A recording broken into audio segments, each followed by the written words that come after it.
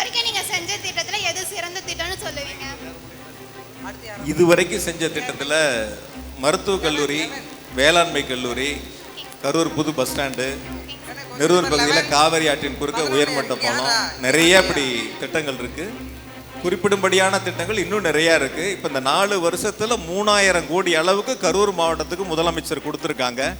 நான் இந்த ஒரு 3 மாதங்களில் பார்த்ததுல நிறைய வீட்டுமனை பட்டாக்கள் வந்து பார்த்தீங்கன்னா நம்ம மாவட்டங்களில் 5 வருஷம் 10 வருஷம், சில பேர்லாம் 40 வருஷம் குடியிருக்கிற வீடுகளுக்கு பட்டா இல்லாமல் இருந்தாங்க. அப்போ குடியிருக்கிற வீட்டுக்கு பட்டா இல்லைன்னா அவங்களுக்கான அந்த அங்கீகாரம் இல்லைன்னு அர்த்தம். எப்போ வேணாலும் வீடு காலி பண்ணலாங்கிற அந்த சூழல் இருக்கிறத முதலமைச்சர் சிந்திச்சாங்க. கேபினெட்டில் ஒரு தீர்மானத்தை வச்சு அந்த தீர்மானத்தை நிறைவேற்றி 5 லட்சம் பேர்த்துக்கு பட்டா கொடுக்கணும்னு இலக்கு நிர்ணயிச்சாங்க. அதில் கரூர் மாவட்டத்துக்கு 28,000 பேர்த்துக்கு பட்டா கொடுக்கறதுக்கான இலக்கு கொடுத்தாங்க.